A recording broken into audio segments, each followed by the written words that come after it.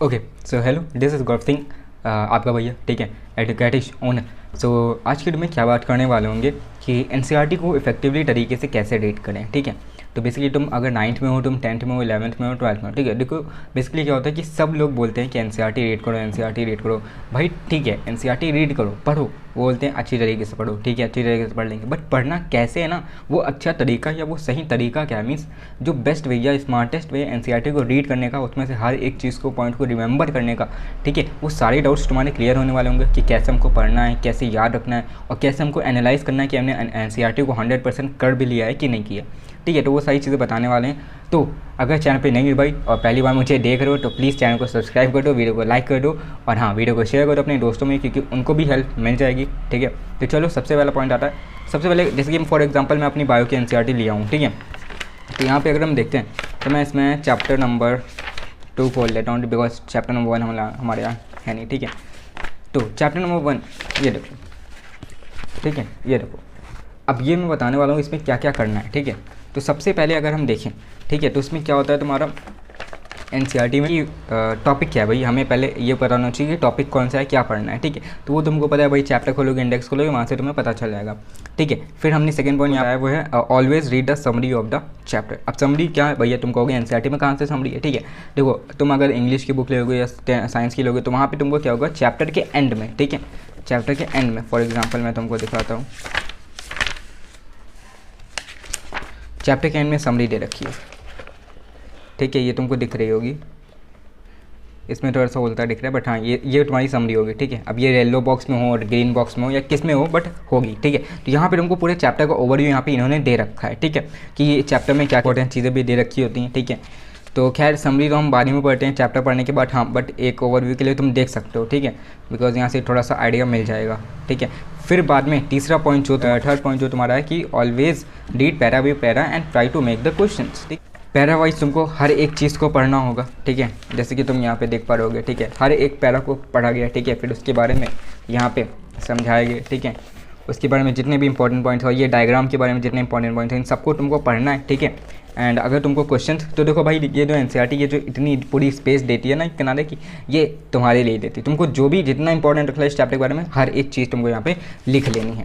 ठीक है, and questions के बारे में देखें। ठीक है, तो क्वेश्चन भी तुम लिख सकते हो, इसी में नीचे लिख सकते हो, या चैप्टर के तुम जाओ एंड में, ठीक है, वहाँ पे लिख लो। अब जैसे कि फॉर एग्जांपल मैंने यहाँ पे क्वेश्चन का आंसर लिखा है। ठीक है, अब जैसे कि ये पूरा टॉपिक था, यहाँ पे लिखा हुआ है, तुमको दिख रहा होगा। ठीक है, मैंने यहाँ पे पॉइंट्स लिख रखे हैं, थोड़ा सा ब्लर हो रहा है भाई। ठीक है, 1 मिनट। ठीक है, तो मैंने यहाँ पे लिख रखा है, ये देखो यहाँ पे लिखा हुआ पॉल एंड पिस्टल इंट्रोडक्शन। ठीक है, एंड बाकी उसके बारे में सारे पॉइंट्स लिखे हुए इसी पैरा में से निकाले हुए। ठीक है, यहाँ पे उसके बारे में दिया हुआ, तो ये चीज़ तुम एक आंसर में लिख सकते हो। अब जैसे पूछा गया what is Paul and explain the process of Paul and pistol introduction, तो मैं ये सारे पॉइंट्स लिख दूंगा एंड मार्क्स गेन कर लूँगा, सिंपल सा है। ठीक है, तो यहाँ से तुमको इस चीज़ को ऐसे समझना है। फिर नेक्स्ट पॉइंट जो तुम्हारा आता है, ठीक है, कि always follow the MTG along with the NCERT. ठीक है, अब देखो कभी कभी क्या होता है कि हमें एनसीईआरटी की लैंग्वेज जो वो टफ लगती है, समझ नहीं आती। ठीक है, तो उसके लिए तुम क्या करोगे, ये मैंने एमटीजे की फिंगर टिप्स ली थी। ठीक है, इसको तुम फॉलो कर सकते हो। एनसीईआरटी की सारी, इसमें हर एक चीज़ दिया हुआ है। फॉर एग्जांपल मैं तुमको दिखा देता हूँ। ठीक है, एमसीक्यूज़ भी देते हैं एंड चैप्टर के बारे में भी। तो देखो फॉर एग्जांपल ये है तुम्हारा क्लास 11 का प्लांट किंगडम, तुमको दिख रहा होगा। ठीक है, ये तो यहाँ पे देखो इस चैप्टर का पूरा फिगर वाइज भी तुमको हर एक चीज़ इंपॉर्टेंट इसमें समझाया गया है। ठीक है, तो दोनों तरीके से समझाया गया, इसको तुम समझ सकते हो, बहुत ही सही बुक है। ठीक है, एंड देन फिर आता है, और हाँ स्पॉन्सर नहीं है, ठीक है, ये पर्सनल ओपिनियन के हिसाब से बता रहा हूँ। फिर तुम्हारा आता है कि always make the notes on the same page. ठीक है, on the same page, for example यही मैं लिखता हूँ। ठीक है, जैसे कि यही तुम्हारा सेम पेज में इस पैरा के बारे में या इस पेज के बारे में मैंने यहाँ पे नोट्स लिख रखे हैं। ठीक है, यहाँ पे तुमको दिया हुआ है। ठीक है, और या तो तुम स्टिकी नोट्स के फॉर्म में तुम कर सकते हो। फॉर एग्जांपल ये मैंने यहाँ पे लिखा हुआ है। ठीक है, ये स्टिकी नोट्स हैं।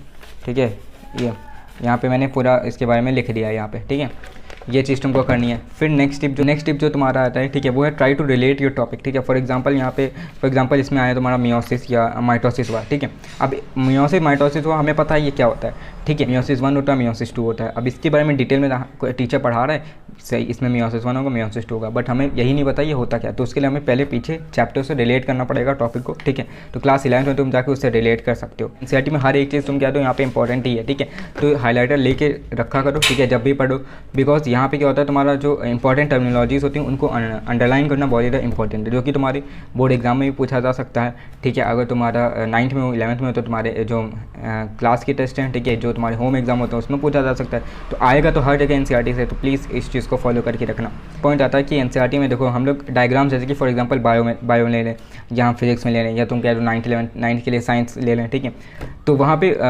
बायो और फिजिक्स में क्या होता है, एनसीईआरटी के डायग्राम हमेशा फॉलो करना। इन केस अगर एग्जाम में पूछा जाए भाई इसका डायग्राम बनाओ, तो हमेशा एनसीईआरटी के जितने भी पॉइंट्स हो उनको सो गाइस कुछ नॉइज़ की वजह से मुझे चेंज करना पड़ा। ठीक है, सो लास्ट पॉइंट जो तुम्हारा था कि भाई एनसीईआरटी चलिए आपने बता दिया, हमने एनसीईआरटी हर एक चीज़ अच्छी तरीके से फॉलो कर ली। अब ये कैसे टेस्ट करें कि हमें एनसीईआरटी आई है कि नहीं, तो उसके लिए तुम्हें क्या करना है, सेम एमटीजी की जो बुक उठाओ, उसमें जितने एमसीक्यू में 100, 125 वो सब एनालाइज कर डाला। अगर वो तुम्हें आ रहे हैं, अगर उसमें एटलीस्ट तुम 60-70% भी कर पा दो, ठीक है, तो वहाँ पे तुम्हें पता चल जाएगा तुम्हारी एनालिसिस क्या है एनसीईआरटी की। और मेन जो होता है वो तुम्हारा होता है जिसमें जो क्वेश्चन होते हैं चैप्टर एंड में, तो दिख रहे हैं कि नहीं, ठीक है, ये वाले जो क्वेश्चंस तुमको दिखते हैं चैप्टर के एंड में, ठीक है, ये इन टेक्स्ट क्वेश्चन जो होते हैं या चैप्टर एंड की एक्सरसाइजेज में जो क्वेश्चन हैं उनको एनालाइज करो, उनको पूरा करने की कोशिश करो खुद से, ठीक है, तो वो चीज़ तुमको समझ आएगी। फिर अब जैसे कि जो तुम्हारा परफॉर्मेंस है वो मैं एमटीजी के हिसाब से, ठीक है, ये तुम्हारा दिया है एनालिसिस 90 से अब, फिर तो मतलब तुम मास्टर कर सके हो इस चैप्टर में, नेक्स्ट चैप्टर में मूव कर सकते हो।